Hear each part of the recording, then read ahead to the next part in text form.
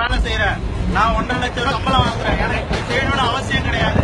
ஆனா பொதுமக்கள் கிட்ட என்னோட மரியாதை இது எல்லாத்தையும் நான் அடகு வச்சுட்டு தான் நான் இங்க நிக்கிறேன். ஏன்னா விவசாயிங்க வேணும். கம்ப்யூட்டர்ல வேலை செஞ்சாலும் எதுல வேலை செஞ்சாலும் நம்ம 3 வேலை சாப்பிடுறது சோறு. அந்த சோறை கொடுக்கிற விவசாயி உயிரோட இருந்தாதான் நம்ம சோத்தை சாப்பிட முடியும். அதை முதல்ல புரிஞ்சுக்கோங்க.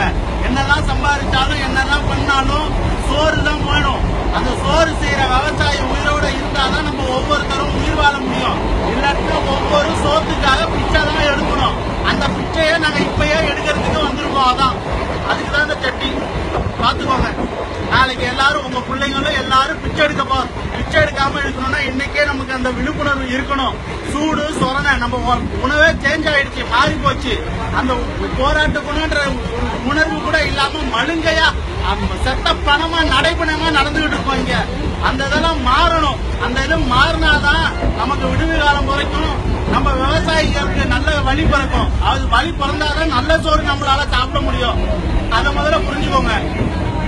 நாங்க இங்க யாருக்கிட்டையும் காசு வாங்குறதுக்கோ எது வாங்குறதுக்கோ இல்ல கட்சியை சார்ந்தவங்களா கிடையாது.